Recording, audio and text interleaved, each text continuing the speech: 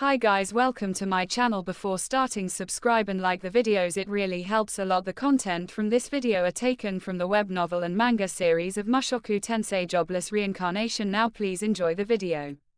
Part 2. We arrived at the infirmary. We laid Nanahoshi on the bed. She was making a blank face. It was a terrible face. It looks like the shadow of death is coming out. For the time being, I conveyed the important parts to the healing magician that was on duty. Emotional conditions can't be cured with healing magic. After suddenly looking at my feet, Julie was pulling at my cuff. Grandmaster, your face looks terrible. After hearing those words, I touched my own face. Right now, I wonder what kind of face I'm making. No, I'm probably considerably disturbed as well. If I don't calm down a bit. Yeah, since I'm ugly after all. I put my hand on top of Julie's head and patted it. To think I'd even be making this kind of little girl worried. By all means, Shisho. Suddenly, I was handed a cup from the side. It's Zanoba. Thank you. I received it with thanks and drank the contents. It seems he got it from a pitcher that's reserved in the infirmary. I felt a sensation like my tongue was coming undone from the top of my mouth. It seems at some point unnoticed my mouth got completely dry. Phew. I sat in the chair and took a deep breath. Zanoba was standing at my side and quietly asked. Shisho, what happened? It's the first time I've seen Shisho panicking this much. I explained the things that happened in the experiment room. The experiment failed and that Nanahoshi started to act violently. Since it seemed like she might die if I left her alone, I saved her. After Zanoba heard that, he looked over Nanahoshi with a complicated expression. I guess she must not be doing her research because she wants to do it? That's right, I guess. No, it's not like she's doing it. It's not like she's doing it because she wants to do it. She can't return if she doesn't do it. If it doesn't go well, it can't be helped that it ends up like this. It's been 6 years since the metastasis incident. She's tripped on the first step. I sighed and then reclined on the chair. Somehow I'm tired. Zanoba didn't say anything more than that. We just blankly stared at the ceiling in front of Nanahoshi, just able to do nothing but stand still. Part 3. After a short while, Nanahoshi closed her eyes and fell asleep. Around the same time as that, Sylphy appeared. Ariel wasn't around. I came to confirm the story that Rudy and Zanoba-kun brought a female student to the infirmary. It seems it was becoming a rumor. I knocked a female student unconscious, brought her to the infirmary, and that I might end up doing something terrible to her. That sure is cruel. Why are they so lacking in trust of me? Is it because I'm the Bancho? Though I haven't really done anything to earn their trust. Well, it's fine. I told Sylphy about the things that occurred in the research room. The experiment failed and after that Nanahoshi went berserk. And then, it ended up at the current situation. That sort of thing happened. Sylphy made a serious face and looked at Nanahoshi. Since it would be dangerous to leave her alone, I thought to let her sleep at our house for today. Wouldn't it be better to let her sleep in the infirmary, I wonder? At the time when she wakes up, it's better if there's a face she knows. At the very least, during times like these it's no good if they're alone. She'll fall as far as she can fall. Nanahoshi is young. She doesn't seem like she has any sort of resistance to these sorts of things after all. It could be that up until now several similar cases of irritability have happened as well.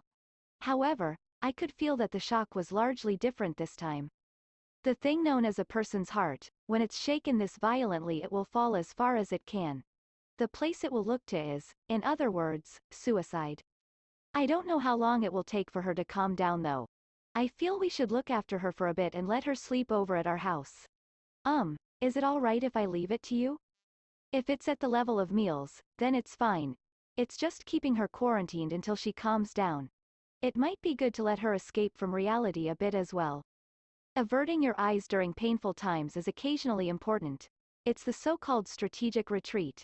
It's not like I'm particularly planning to cheat. I understand that. Or else, is there something you're feeling guilty about? Nothing. There's absolutely no feeling of guilt. Even though I say that, I'm bringing a different woman to our home. Not only that, but a completely limp girl not putting up any resistance. But, it seems Sylphy isn't going to doubt me. So this is faith, huh? I'll leave it to Rudy. Today are you going to return just like this? Yeah. Shopping, I can't go together, but can I leave it to you? Leave it to me. I greatly nodded to Sylphy's trustworthy response.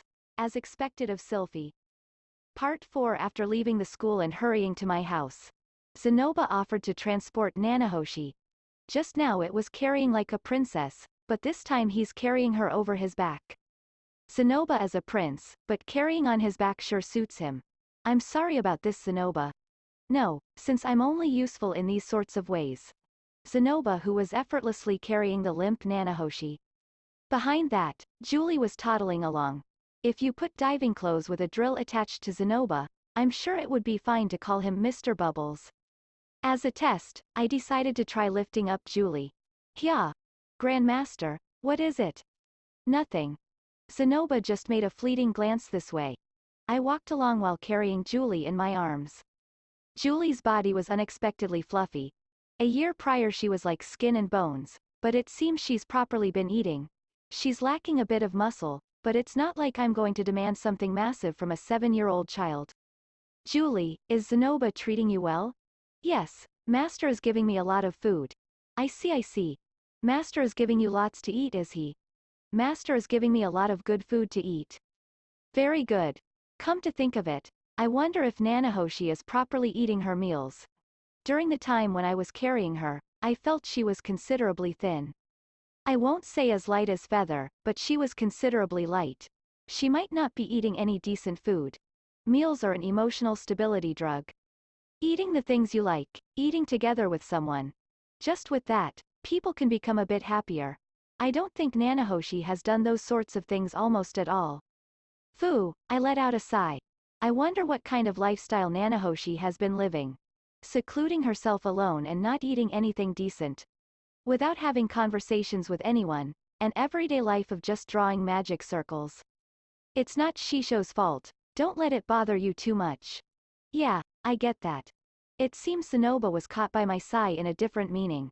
He was looking at me with an overly serious face. The time being, I grope around her clothes, and take anything that seems like it might work as a weapon.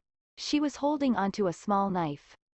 I don't think you would die with this, but for the time being I'll hold onto it. Inside the room there's nothing dangerous. The window is, it's the second floor after all, a bit dangerous. I guess I should fix it in place with earth magic, huh? Though if she shatters the glass of the window it would end there, but I want to think that right now she doesn't have that much energy. Since Nanahoshi wasn't moving, I went down to the first floor. Is she going to be alright?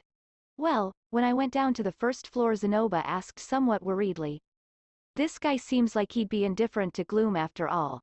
Though you can say he has weaknesses, but he's fundamentally positive after all. In any case, you help me out there, Zanoba. No, since I'm always depending on Shisho after all. There's nothing to worry about with this much. Zanoba declared it with his same composed face as always. As expected, he's a reliable man. Shisho, you as well, are you alright? Me? Why? It looked like Shisho received some kind of shock when Silent Dono collapsed. I've received some damage. I wonder if that's the case. Yeah, I guess it is. Nanahoshi was raging about in insanity. After I stopped that, she became something like an empty shell. Seeing that from start to end, I remembered things from the past. In Nanahoshi's case, the shape is slightly different from me, but it's mental agony. I'm feeling empathetic. If the circumstances were a bit different, the one like that might have been me. Somewhat. I remembered something painful from the past. Is it fine for me to listen? During the time when I was small, I became like that, and just got lethargic and shut myself off. It's a sensation that I couldn't understand.